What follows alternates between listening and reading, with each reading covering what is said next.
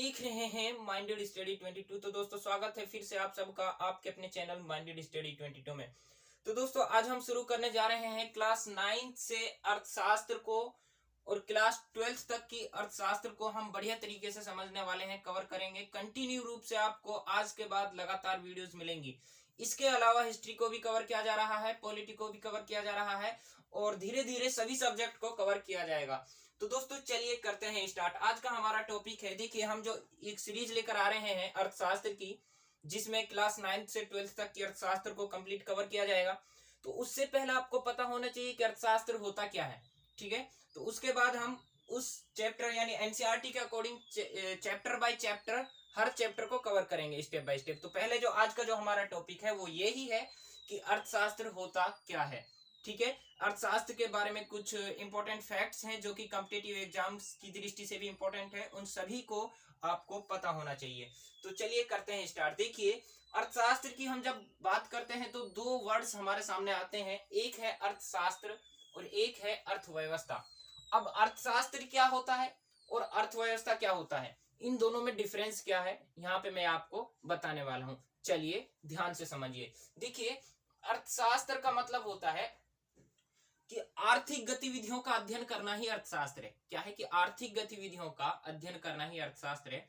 अर्थशास्त्र एक ऐसा विषय है, अर्थशास्त्र एक ऐसा सब्जेक्ट है जिसमें हम आर्थिक गतिविधियों का अध्ययन करते हैं, ठीक है। क्या करते हैं? अध्ययन करते हैं, ठीक है। तो ये क्या है? ये अर्थशास्त्र है। लेकिन इस अर्थशास्त्र के अंतर्गत जिस गतिविधियों का अध्ययन हम कर रहे हैं, जिन भी गतिविधियों का अध्ययन हम करते हैं, उनके अध्ययन को जब हम प्रयोगात्मक रूप देते हैं, यानी जब हम उनको प्रैक्टिकल करके देखते हैं, यानी व्यवहारिक रूप देते हैं, तो वो क्या बन जाती है? वो अर्थव्यवस्था बन जाती है, ठीक है। अभी भी आपके समझ में नहीं आया होगा, देखिए समझिए। मान लीजिए हम किसी भी आर्थिक गतिविधि के बारे में पढ़ रहे हैं, ठीक है, और उसके बारे में हमें पता है। एग्जाम्पल के तौर पे मैं यहाँ पर एग्जाम्पल आपको देता हूँ और एग्जाम्पल के तौर से बताता हूँ। देखिए मान लीजिए मेरे पास 50,000 रुपए हैं, ठीक है, और 50,000 रुपए की मैंने एक कार खरीदी, ठीक है। अब कार खरीदी तो खरीदने से पहले जब मेरे पास में रुपये थे तो मुझे पता था कि इस 50,000 रुपए की मैं कार खरीद सकता हूं, ठीक है। तो जब इसके बारे में मुझे क्या था कि 50,000 रुपए में मैं कार खरीद सकता हूं, ठीक है, तो इसके बारे में मुझे अध्ययन था।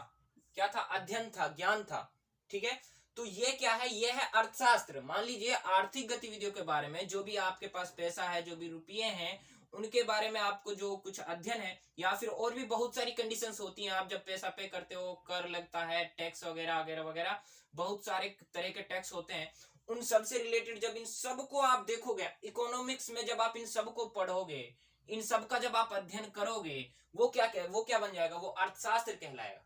क्या है? अर्थशास्त्र का वो विषय है, अर्थशास्त्र का वो टॉपिक है, ठीक है। तो जब हमने 50,000 रुपए की कार खरीदी नहीं थी, लेकिन हमको पता था कि हम 50,000 रुपए में कार खरीद सकते हैं, तो ये हमको ज्ञान था, अध्ययन था, वो तो है अर्थशास्त्र।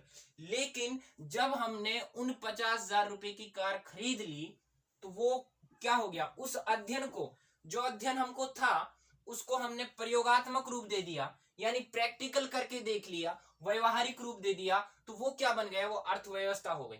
जो 50,000 रुपए थे आपके पास, उसकी आपने कार खरीद ली, और कार जब आपने खरीदी तो आपने प्रैक्टिकल करके देखा, व्यवहारिक रूप आपने उसको दिया, प्रयोगात्मक रूप उसको दिया, तो वो क्या हो गया? वो अर्थव्यवस्था हो गई, ठीक है। तो अर्थशास्त्र में हम क्या करते हैं? अध्ययन करते हैं आर्थिक गतिविधियों को। लेकिन आर्थिक गतिविधियों को जब हम प्रयोगात्मक रूप देते हैं, जब हम प्रैक्टिकल करके देखते हैं, व्यवहारिक रूप देते हैं, तो वो बन जाती है अर्थव्यवस्था।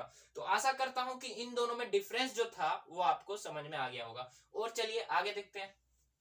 देखिए जो अर्थशास्त्र है ये एक सैद्धांतिक दृष्टिकोण है। क्या है? सैद्धांतिक दृष्टिकोण है। जब भी हम अर्थशास्त्र की बात करें तो अर्थशास्त्र में जब हम अध्ययन करते हैं तो भाई अर्थशास्त्र के अपने भी नियम हैं, अपने कुछ सिद्धांत हैं। उन्हीं सिद्धांतों का अध्ययन करने के बावजूद हम क्या करते हैं? अर्थव्यवस्था को चलाते हैं, यानी अर्थव्यवस्था जो है, या जो अर्थव्यवस्था की जो प्रक्रिया है उसको समझते हैं, उसका अकॉर्डिंग चलते हैं। और चलने की जो जानकारी जो हमको मिल रही है, जो सीख हमको मिल रही है, वो कहाँ से मिल रही है? वो अध्ययन से मिल रही है। और अध्ययन में हम क्या करते हैं? हर अलग अलग आर्थिक गतिविधियों के अपने अपने क्षेत्र होते हैं, और उन क्षेत्रों के बारे में हमको जानकारी मिलती है सिद्धांतों से। तो यानी अर्थशास्त्र के कुछ सिद्धांत हैं, उन सिद्धांतों का हम अध्ययन करते हैं, इसीलिए जो अर्थशास्त्र वो एक क्या है, सैद्धांतिक दृष्टिकोण होता है। ठीक है, वहीं पे हम अर्थव्यवस्था की बात करें तो अर्थव्यवस्था क्या है कि व्यवहारिक दृष्टिकोण है। सीधी सी बात है, जिन भी सिद्धांतों का अध्ययन हमने अर्थशास्त्र के अंतर्गत किया, उन्हीं सिद्धांतों को हम क्या करते हैं, रूप देते हैं व्यवहारिक, उनको हम प्रैक्टिकल करके देखते हैं और वो क्या बन जाते हैं, वो अर्थव्यवस्था बन जाती है। मतलब ये क्या है, व्यवहारिक दृष्टिकोण है, ये सैद्धांतिक दृष्टिकोण है। तो इन दोनों के बारे में पता किया। अब नेक्स्ट चलते हैं। देखिए, अब सैद्धांतिक दृष्टिकोण मतलब अब कैसे सिद्धांत, एग्जाम्पल के तौर पे यहाँ पे मैंने सिद्धांत लिया हुआ है एक। तो देखिए, एग्जाम्पल के तौर पे जो सिद्धांत है वो है मांग एवं आपूर्ति का सिद्धांत है। भाई इकोनॉमिक्स में है मांग एवं आपूर्ति का सिद्धांत। अगर हम अंग्रेजी में बात करें तो डिमांड एंड सप्लाई का सिद्धांत, ये जो सबको पता है। तो इसमें क्या है कि जब हम इस सिद्धांत का जब हम अध्ययन करेंगे तो क्या है, ये अर्थशास्त्र के एक विषय है, अर्थशास्त्र का एक टॉपिक है। ठीक है, तो ये क्या, ये जो सिद्धांत है जब हम इसका अध्ययन करेंगे, जब हम अध्ययन करेंगे तो वो क्या है, वो अर्थशास्त्र हो जाएगा। ठीक है, लेकिन जब हम इस सिद्धांत का अध्ययन करने के बाद जब हम इसको क्या लाएंगे, प्रयोग में लाएंगे। ठीक है, प्रयोग में लाएंगे, प्रयोगात्मक रूप हम जब इसको दे देंगे तो वो क्या बन जाएगी, अर्थव्यवस्था बन जाएगी। एग्जाम्पल के तौर पे मान लीजिए मैंने 1 केजी चावल खरीदे, मैंने 1 केजी चावल खरीदे। अब जब मैंने केवल चावल खरीदे तो पहली बात तो जब मैं 1 केजी चावल खरीदूंगा तो उसमें कौन सा सिद्धांत आएगा, मांग एवं आपूर्ति का सिद्धांत आएगा। ठीक है, अब मांग एवं आपूर्ति का सिद्धांत, इससे पहले मैंने क्या क्या था, अध्ययन क्या था, मैंने खरीदने से पहले मुझे पता था अगर मैं 1 केजी चावल खरीद रहा हूं तो वो मेरी जरूरत है। ठीक है, और जरूरत है तो जब आपने उसने खरीदी तो उसकी क्या हुई, मांग बढ़ी, क्या हुई, मांग उसकी बढ़ी। तो इसलिए अब जो ये 1 केजी जब मैं चावल खरीदा मैंने, तो उसको प्रयोग में ले लाया, मैंने क्या क्या प्रयोग में ले लिया, प्रयोगात्मक रूप उसको दे दिया। ठीक है, तो मतलब ये एक एग्जाम्पल है। यहां तक आपको बढ़िया तरीके से समझ में आ गया होगा, जो इनमें जो भी छोटा सा जो डिफरेंस था अर्थव्यवस्था और अर्थशास्त्र में, ये आपको बढ़िया तरीके से समझ में आ गया होगा। यदि अभी भी इसके बावजूद भी आपको कोई डाउट है तो आप कमेंट बॉक्स में जरूर बताएं। तो चलिए आगे देखते हैं। अब देखिए, जो अर्थशास्त्र है इसके बारे में बहुत सारे ऐसे महत्वपूर्ण तथ्य हैं जिनको कॉम्पिटिटिव एग्जाम में पूछा जाता है। तो कॉम्पिटिटिव एग्जाम की दृष्टि से जो भी इंपॉर्टेंट फैक्ट्स हैं वो भी मैं आपको बता रहा हूं। देखिए, यहाँ पे हम अर्थशास्त्र की बात कर रहे हैं। ठीक है, तो अर्थशास्त्र के पिता की बात करें तो अर्थशास्त्र के पिता कौन है, ये तो आप सभी जानते ही होंगे लगभग, एडम स्मिथ थे। कौन थे, एडम स्मिथ। तो एडम स्मिथ अर्थशास्त्र के पिता है। लेकिन पिता क्यों कहा जाता है, एडम स्मिथ को अर्थशास्त्र का पिता क्यों कहा जाता है भाई, इससे पहले हम बात करें अर्थशास्त्र की। जब हम बात करते हैं तो आप ऐतिहासिक दृष्टिकोण से देखिए। इतिहास में जब आप जाओगे तो क्या है कि कौटिल्य ने भी तो अर्थशास्त्र नामक पुस्तक लिखी थी। किसने, कौटिल्य ने। तो फिर कौटिल्य को अर्थशास्त्र का पिता क्यों नहीं कहा जाता है। ठीक है, सीधा सा क्वेश्चन बन रहा है कि एडम स्मिथ से पहले कौटिल्य ने अर्थशास्त्र शब्द का यूज किया था और उसने एक पुस्तक लिखी थी, अर्थशास्त्र नाम से लिखी थी। ठीक है, तो फिर कौटिल्य को अर्थशास्त्र का पिता क्यों नहीं कहा जा रहा है, एडम स्मिथ को ही अर्थशास्त्र का पिता क्यों कहा जा रहा है। इसका जो कारण है वो ये है कि जो कौटिल्य ने जो अर्थशास्त्र लिखा था, कौटिल्य ने जो अर्थशास्त्र लिखा था वो राज व्यवस्था से संबंधित था। उस पुस्तक का नाम अर्थशास्त्र था, लेकिन उसमें जो वर्णन किया गया था, जो विचार विमर्श किए गए थे कौटिल्य की अर्थशास्त्र के अंतर्गत, वो किससे किए गए थे, वो राज व्यवस्था से संबंधित किए गए थे, राज्य प्रशासन से संबंधित किए गए थे, ना कि आर्थिक गतिविधियों से। तो इसलिए कौटिल्य का पिता तो मतलब एक तरीके से अर्थशास्त्र से संबंधित कुछ वहां में था नहीं, सिर्फ नाम था। और नाम तो दे सकते हैं, नाम तो कुछ भी दे सकते हो आप। ठीक है, उसके अकॉर्डिंग उसने नाम दिया, नाम अर्थशास्त्र दे दिया, लेकिन अर्थशास्त्र पे उसने बात नहीं की, उसमें विचार विमर्श नहीं किए। इसलिए कौटिल्य को क्या नहीं कहा जाता है, अर्थशास्त्र का पिता नहीं कहा जाता है, सिर्फ अर्थशास्त्र को उसने लिखा था। लेकिन जो एडम स्मिथ था, एडम स्मिथ ने क्या कहा था, एडम स्मिथ ने वेल्थ ऑफ नेशन बुक लिखी थी। क्या लिखी थी, इसने वेल्थ ऑफ नेशन बुक लिखी थी 1776 में। अगर एग्जैक्ट डेट की हम बात करें तो 9 मार्च 1776 को ये प्रकाशित हुई थी। और एडम स्मिथ ने वेल्थ ऑफ नेशन बुक के अंतर्गत क्या क्या था, जो अर्थशास्त्र है, अर्थशास्त्र की जो आर्थिक गतिविधियां हैं, उन आर्थिक गतिविधियों को व्याख्यात्मक रूप दिया था।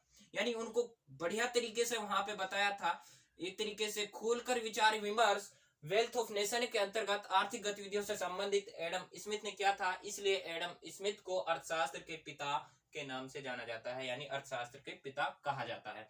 तो एडम स्मिथ के बारे में जान चुके हो आप, ठीक है। अब देखिए अर्थशास्त्र है, ये जो कौटिल्य था इसको 3 नामों से जाना जाता है, कौटिल्य, विष्णुगुप्त और चाणक्य।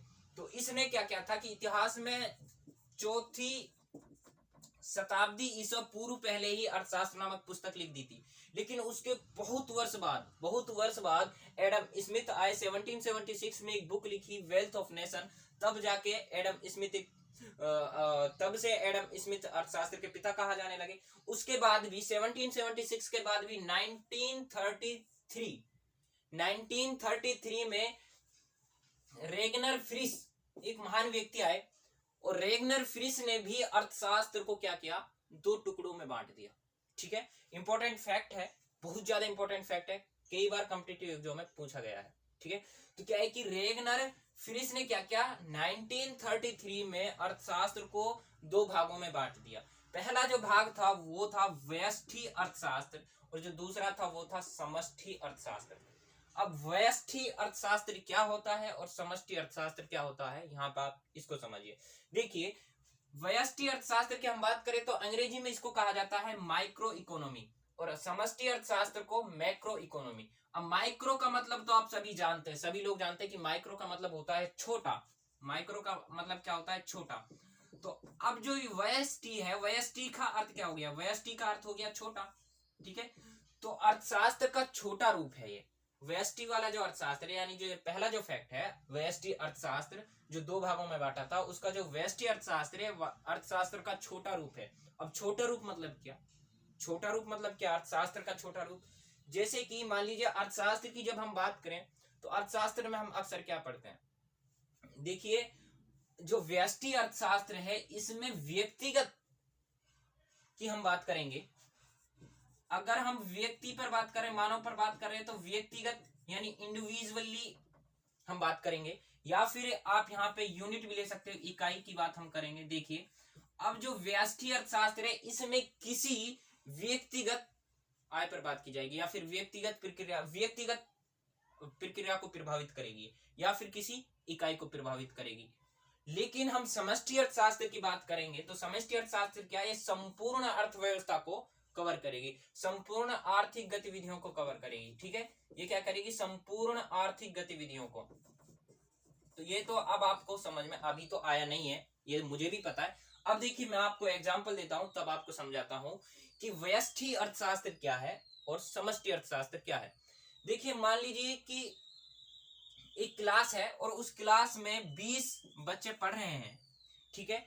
और उस 20 बच्चे जो पढ़ रहे हैं उन 20 में से यदि जो टीचर है या फिर जो स्टूडेंट्स हैं वो किसी एक स्टूडेंट के बारे में बात कर रहे हैं, किसके बारे में, किसी एक स्टूडेंट के बारे में विचार विमर्श कर रहे हैं, तो ये कौन सा हो जाएगा, मतलब किसी एक व्यक्ति को प्रभावित कर रहे हैं, व्यक्तिगत, ठीक है, समझ रहे हो ना।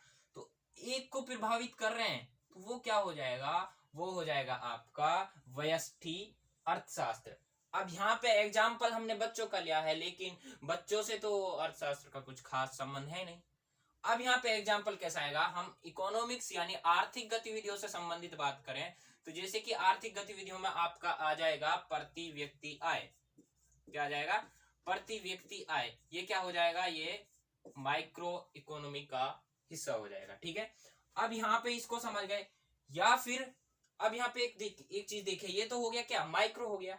अब जो ये 20 बच्चे हैं, इन 20 बच्चों में से सभी को मतलब सभी प्रभावित हो रहे हैं, या फिर सभी के बारे में विचार विमर्श किए जा रहे हैं, सभी के बारे में बातचीत की जा रही है, या फिर एक टीचर इन सभी के लिए क्या कर रहा है, उपदेश दे रहा है, तो वो क्या हो जाएगा, वो हो जाएगा समष्टि अर्थशास्त्र यानी मैक्रो अर्थशास्त्र, ठीक है। अब जैसे कि अब यहाँ पे आर्थिक गतिविधियों की हम बात करें तो आर्थिक गतिविधियों में जैसे कि राष्ट्रीय आय यानी पूरी भारत को प्रभावित करेगी, किसको करेगी, भारत को प्रभावित करेगी। अब जो अर्थव्यवस्था था, ठीक है, इन दोनों में तो डिफरेंस यहाँ तक तो बिल्कुल समझ में आपको आ गया है, ठीक है, कि व्यष्टि अर्थशास्त्र क्या होता है, समष्टि अर्थशास्त्र क्या होता है। देखिए जो अर्थव्यवस्था है ये एक अपना आप में अपूर्ण शब्द है, ये क्या अपना आप में अपूर्ण शब्द है, पूर्ण नहीं है। अगर पूर्ण होता तो इससे पहले किसी भी कंट्री का नाम होता है या फिर किसी क्षेत्र विशेष का नाम होता है, जैसे कि भारतीय अर्थव्यवस्था, ठीक है, या फिर अमेरिकन अर्थव्यवस्था, ठीक है। तो इस तरीके से ये क्या है कि अपूर्ण वर्ड है। तो इसकी वजह से क्या है कि इससे पहले इसको पूर्ण करने के लिए किसी कंट्री या क्षेत्र विशेष का नाम होना चाहिए। तो अर्थशास्त्र क्या है, अर्थशास्त्र के दो प्रकार है, व्यष्टि अर्थशास्त्र और समष्टि अर्थशास्त्र। इन दोनों में क्या डिफरेंस है ये मैंने आपको बता दिया। अब व्यष्टि अर्थशास्त्र के पिता कौन है, ये सब तो हमने जान लिया है कि व्यष्टि अर्थशास्त्र के पिता कौन है। व्यष्टि अर्थशास्त्र के पिता कौन है, व्यष्टि अर्थशास्त्र के पिता है एडम स्मिथ। एडम स्मिथ कहां लिखा था, एडम स्मिथ यहाँ पे है कि एडम स्मिथ एक तो देखिए संपूर्ण मतलब किसका, अर्थशास्त्र का, अर्थशास्त्र का पिता कोई किसको कहा जाता है, एडम स्मिथ को कहा जाता है। और व्यष्टि अर्थशास्त्र का पिता किसको कहा जाता है, व्यष्टि अर्थशास्त्र के पिता कहा जाता है एडम स्मिथ को। दोनों व्यष्टि अर्थशास्त्र का भी और अर्थशास्त्र का भी दोनों का पिता कौन माना जाता है, एडम स्मिथ माना जाता है। लेकिन समिष्ट अर्थशास्त्र के पिता कौन है, समिष्ट अर्थशास्त्र के पिता, समिष्ट अर्थशास्त्र के पिता हैं जॉन कीन्स। कौन है, जॉन कीन्स। समिष्टि अर्थशास्त्र के पिता हैं जॉन कीन्स, ठीक है, इसको याद रखिएगा, जॉन कीन्स समिष्टि अर्थशास्त्र के पिता हैं। ये सभी इकोनॉमिक्स के बारे में यानी अर्थशास्त्र के बारे में बहुत ही महत्वपूर्ण तथ्य हैं और कॉम्पिटिटिव एग्जाम की दृष्टि से भी ये इंपॉर्टेंट है, तो सभी को नोट कर लीजिएगा। यहाँ तक आपको बढ़िया तरीके से समझ में आ गया होगा। यदि अभी भी आपका कोई डाउट है तो आप कमेंट बॉक्स में जरूर बताएं। तो दोस्तों यदि यहाँ ये जो कुछ मैंने आपको बताया है इन सब का आप नोट्स लेना चाहते हो, पीडीएफ लेना चाहते हो, तो नीचे इसी वीडियो के डिस्क्रिप्शन में लिंक आपको मिल जाएगा और वहां पे जाकर आप इनसे रिलेटेड पीडीएफ मैंने बनाया हुआ है, नोट्स बनाए हुए हैं, तो नोट्स वहां पे अपलोड कर दिए गए हैं। वहां पे जाकर लिंक आपको मिल ही जाएगा डिस्क्रिप्शन में, वहां पे जाकर आप इनको देख सकते हो, नोट्स आपको मिल जाएंगे। तो दोस्तों यदि आप हमारे चैनल पर न्यू है तो आप हमारे चैनल को सब्सक्राइब कीजिए, पास में बेल आइकन वाली बटन को हिट कीजिए और कमेंट करना नहीं भूलेगा। तो दोस्तों मिलते हैं एक न्यू वीडियो में न्यू टॉपिक के साथ, तब तक के लिए थैंक यू सो मच।